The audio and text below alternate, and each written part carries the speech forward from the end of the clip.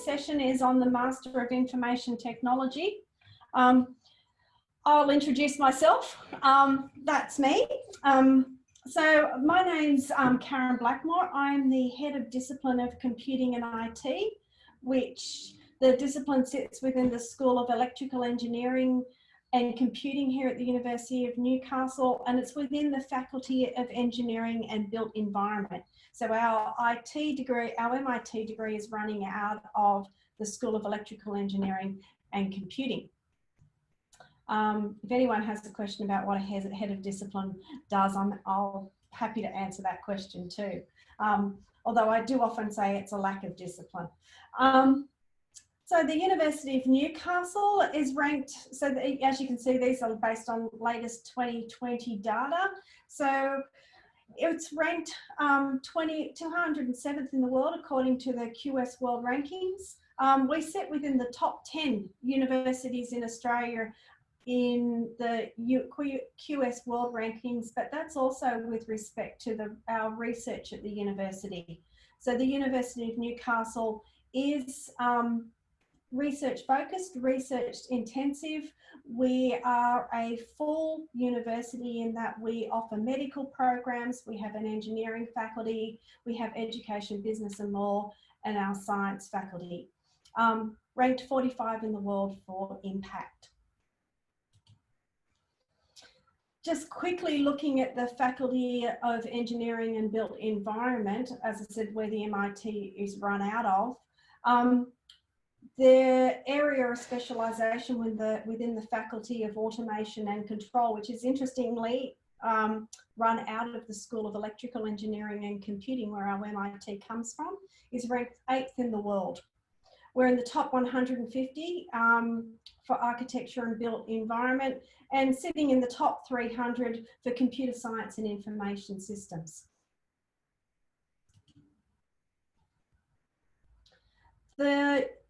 A number of programs within the faculty receive accreditation, and our MIT program is accredited with the Australian Computer Society as well.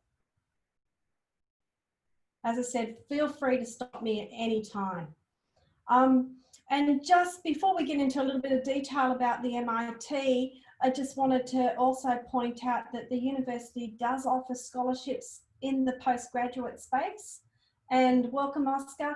I'm just keeping and Michael, who, just to point out, I am recording this session. And if you have any questions, feel free to either turn your mic on or use the raise hand. I've got keeping an eye on the participant log. So we do offer a number of scholarships that are available. And there's a link down there if you'd like to have a look at more information on the scholarships that are available from the university.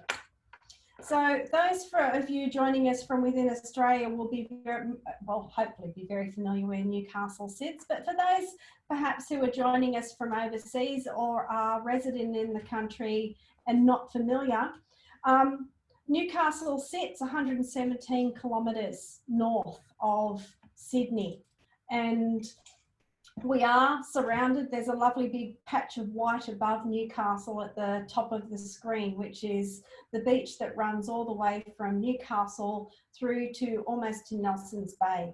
A very, very long strip of beach. Where if we look just west, we'll see up to Pecolbin. Pecolbin is the wine growing region, and so we sit approximately 45 minutes to an hour away from the Hunter Valley wine region. There's a vibrant cultural community in Newcastle, particularly within the creative industries, and there's been a lot of investment in smart cities within Newcastle itself, which gives our local city centre a really nice and vibrant feel. We're also pretty close to nature, and if anyone's familiar with, and I'll talk a little bit more about the campuses themselves, but the birds thankfully have gotten quiet outside my window, but we are lucky enough to be, as you can see, surrounded by a lot of national parks, and so have really good amenities as well within the region. I added this so that I could just show you, and this was just a little bit about myself. So the bottom row of photos there, those little children happen to be my youngest children, just showing us the beaches down locally, visiting the beaches.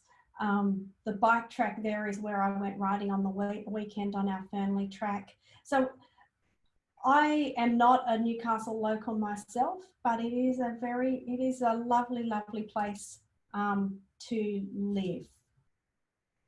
So I'll go through now and have a quick talk about the campuses. Anyone, and just another, I've noticed I've had Richard come in just joining. Richard, if you have any questions, please use the raise hand. I've got the participant window up as I go through this, but we will have time for questions at the end. So Callaghan is the primary campus for the University of Newcastle. It says it's a parkland. I would suggest it's actually a bushland campus. We have a modern engineering and IT precinct. They're perhaps some of the newest buildings on campus that we have.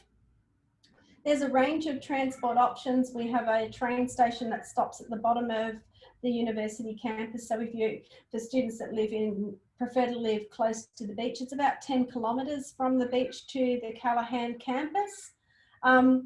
And so there's train, bus, and we have a shuttle bus actually, which runs between our city campus in Newcastle City itself and the Callaghan campus. It's a 2-hour drive from Sydney for those seeking to commute. Newcastle NUSPACE is our newest building on campus, which is located right in the centre of Newcastle itself. It's a standout building, I'd suggest, within the Newcastle city itself. One of the key things about the design was that it was designed as a space it frames the views around Newcastle, but it's also one where it encourages academic staff to enjoy and sit in the same spaces that our student community and so it's a building specifically designed in order to create a collaborative environment with students, and it houses our Newcastle Business School. The Sydney campus is on Elizabeth Street, right in the middle, in the centre of Sydney, and we've just rolled out some fantastic new computer lab facilities, which are laptop based, out of our Sydney campus to support the growing range of courses that are being delivered there. So our MITs currently run out of the Callaghan, the Sydney campus, and also available online. And it's a really fantastic opportunity because, as you can see, there's some really lovely spaces and campuses that the University of Newcastle operates from, and enrolling in programs within Newcastle University allows you effectively to be enrolled through one campus but attend courses at other campuses as well. So if you're enrolled as a student at the Callaghan campus, yes, you are able to take your classes through the Sydney campus if that works, and vice versa. So there is some flexibility, and it does allow students to, particularly those students seeking to complete their degree programs on campus, some flexibility in how they do that. So within here is just a little update around what's happening in the COVID-19 space. Sorry, Yogesh, you've got your hand up. I'm happy to stop and take a question. Yeah, Karen, because you were discussing about the campuses, I was keen to know, as I have got an offer for Callaghan campus, can I switch that to the Sydney one, or what's about that? Absolutely, you can switch it to the Sydney campus. Yogesh, I also understand if you are enrolled in Callaghan campus, you can stay enrolled in Callaghan campus, but you can actually go to your lectures and computer labs if they offered at Sydney campus, you can actually just attend the Sydney campus to undertake those classes. Okay.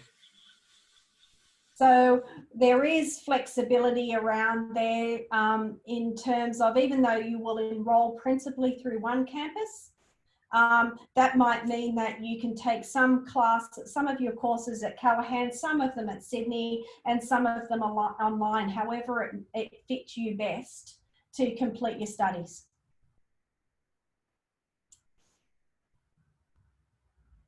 Does that answer your question?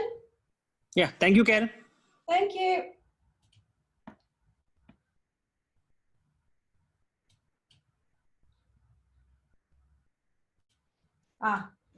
Right, sorry, COVID-19 FAQ. So I just wanted to, because the universities around Australia have been responding differently through COVID-19, and all the evidence and advice suggests that we're going to continue to feel the effects and effectively have to really adjust what we do in light of it for a considerable period moving forward. So there's some information up on the screen, but I want to talk personally about what we have done with our MIT program and courses. Where we have an on-campus course, we have sought to deliver that online. And because the vast majority of our courses, we have an on-campus offering and an online campus, we've been able to fairly effectively switch on campus into online delivery with very little impact on students. What does online delivery mean? It means that instead of a standard lecture, we would typically deliver the lecture material via short videos, which are based on concepts or modules. And then we will hold interactive QA sessions. So you view those videos and read the text and any other assessment or learning activities that we assign for you. And then we will normally have up to 4 hours of face-to-face interactive time with your academic to support your learning in the course. So moving our on-campus courses to the online mode has been quite successful for us. And it's this university's position that even though we have, where possible, moved to online to accommodate students, we've also remained during the entire period with our campuses open for students to attend who perhaps need to access computing facilities or Wi-Fi or other services on campus. So the campuses have remained open and accessible. Moving forward, our planning for the second half of this year is we will offer students the option. So in all courses, face-to-face courses, we will have an option where students can come and undertake their classes in face-to-face mode. But we're also realising that a lot of our students, there's a lot of concern in the community. Some people have various frames with which they approach the risk associated with it. So we're trying to be as accommodating as we can for those students so that we can continue to support students as best we can.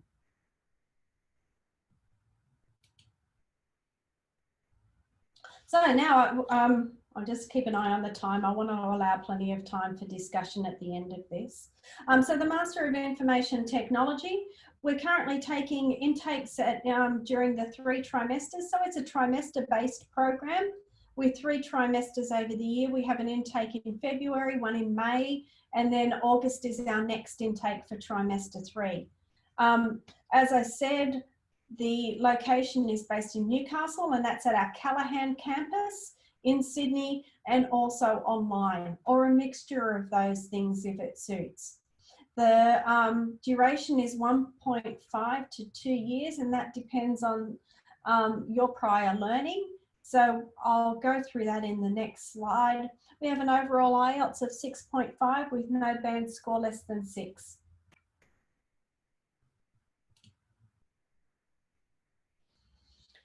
So as I mentioned earlier, our MIT program is accredited with the Australian Computer Society. So when you graduate with your Master of Information Technology, you also receive that industry body's recognition of the qualification that you're receiving. It's aimed to align your the learning in there with one of our two specialisations, and that's our Business Analytics and the Master of Information Systems. But those specialisations are always under review, and we're always looking to update those. And we do have lots of flexibility also within the directed course options for the program. So what courses will you study in your Master of Information Technology? We have 7 core courses. So a core course is something that you must study in order to receive the qualification. And then from these 7 courses, there is 8 additional courses from lists of directed courses. So as you can see, these are fundamental courses for ICT professional and cover a range of different areas where we would expect an IT professional at a master's level to demonstrate competence. So looking at the business analytics specialisation, in addition to the core courses, those 7 core courses, there are these 4 courses that you must study in order to receive the business analytics specialisation on your testimony when you graduate from the program. And that's, we cover here foundations of business analysis. So what is business analytics specialisation? We're looking to equip students to be able to collate, analyse, organise the data necessary for driving business strategy and understanding business performance. The 4 additional courses from a directed list. So I haven't got those directed course lists, but they are available in the program handbook, and anyone interested in receiving a copy of the program handbook, I'll make contact detail available for you at the end of the session, and I can direct you to where that information resides on our university website. So the Management Information Systems specialisation, again, similar to the previous specialisation, you have the 7 core courses that you must complete. Then there are additional 4 courses in order to fulfill the needs of the specialisation and enable you to have that recognised on your testimony at graduation. And then Managing Under Uncertainty, you can read those there. So with the Management Information Systems specialisation, we're really focused on individuals operating within organisations and having an understanding of how to organise data within an organisation and use that data to drive basically organisational performance.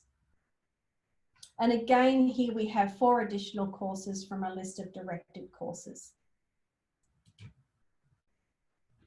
So these are the different entry options that we have for the MIT program. And as I said a couple of slides back, the 1.5 to 2 years depends on where you might be coming in terms of your prior learning and the number of units that you would therefore need to complete in order to qualify. So I noticed we've had a few people just arriving into this session. If you've missed the start, the session is being recorded, and anyone that has questions as we go through, please feel free to raise your virtual hand. And I'm just keeping an eye out there in case you do. Whoops, sorry, I'll go back. So if we look here, if we're coming in with a 3-year bachelor degree in a non-related, so you might have a Bachelor of Business, and you're looking to advance that through an MIT qualification, then you'll be looking to complete the full 160 units. If you have a 3-year bachelor degree, but you also have some relevant industry experience, and perhaps you've been working in some IT focused role within an organisation, you may get some recognition of prior learning that reduces that requirement down to 120 to 160 units, and a unit equals one course, as it says in this. So 10 units equals one course. And as you can see through here, there is a variation in what's recognised in prior learning. How do you find out what this is? As you're leading up into or interested in enrolment, we have program advisors who will sit and look through your existing transcripts or your existing learning and provide you with that advice. We also have a program convener who will also then provide you on enrolment advice, and we'll look at the possible credit packages or credit assignments that can be awarded to you. In terms of the support we offer to students who enrolled, yes, Yogesh? I'm really sorry, Karen, I have one more question. No, don't be sorry, that's what I'm here for. Okay, so so for the, is there a separate application for the RPL? I don't believe so. When you complete your enrolment, it will be, you would contact our program advisor or our admissions, and they will provide you with advice on the correct pathway for having your recognition of prior learning completed. And I believe I can do that after I have an offer also. I can speak about that, because I don't think so I've received an RPL in the offer. Not a problem. And what I'll do, Yogesh, is I'm just going to, in my email here, I'm actually going to leave my email address for anyone who has questions, any questions from this session. I will leave my direct email for you to contact me. And please just send any of your questions, and I will follow up and have someone respond to you with an answer for any question I'm not able to address right now. That's great, Karen. Thank you. You're very welcome. So, one thing I think the University of Newcastle is particularly good at is working with industry. In recent government initiatives around innovation connections, which were about connecting businesses with universities. The University of Newcastle was actually the top-rated university in Australia for making impact and accessing those particular schemes. The other thing we've been really good at is enabling our students to get real-world experience, and particularly with our final year projects and our capstone projects that we have for our courses. One thing we do try and promote is, wherever possible, for those projects to be undertaken with industry if possible. If you're coming from an industry background and you have areas where you might be able to link up your capstone projects with what you're doing in your workplace if you're still working, then those opportunities are there too.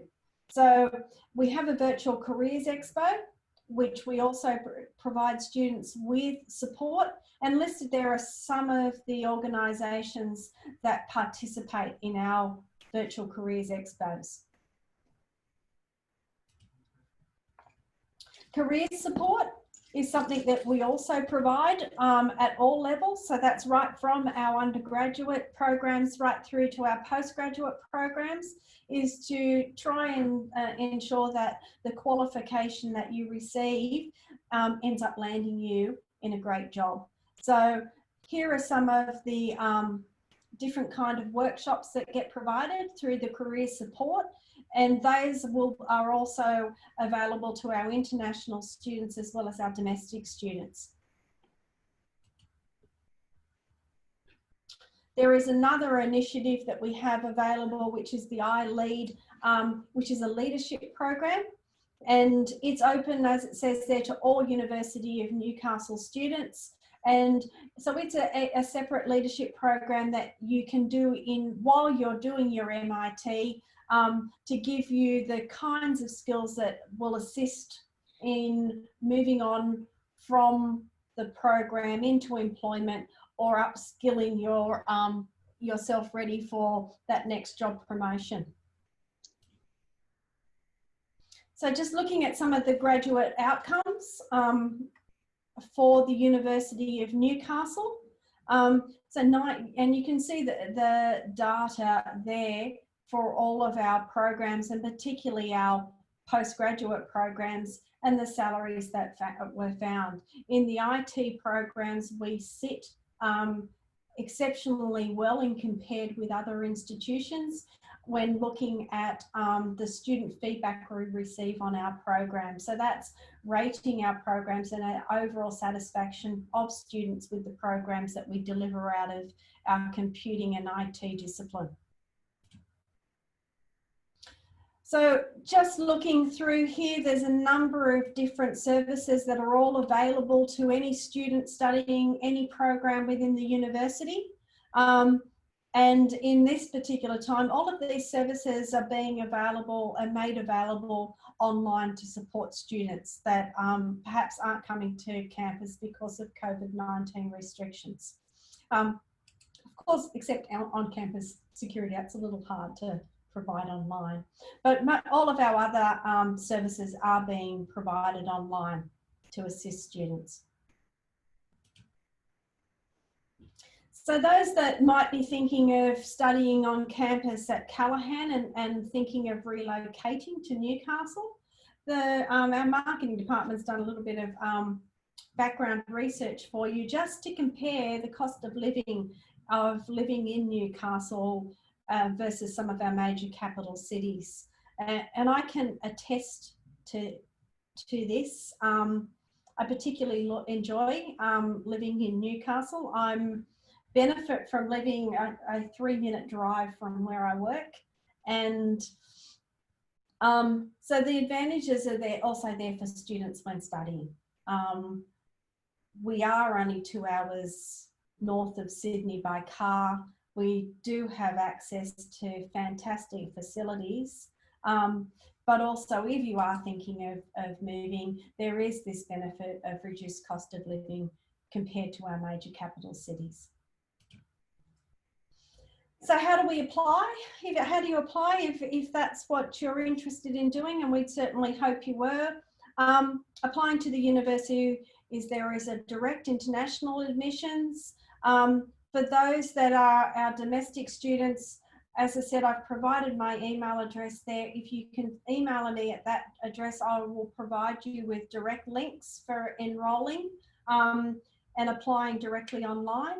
You can also, if you're coming from overseas, find an agent, and there is information on education agents available for you. There's a short list there of what you will need, but as I said, anyone interested in applying to the university, seeking some advice on how best to approach that, need only email me directly, and I will have someone contact you to help you, guide you through the process.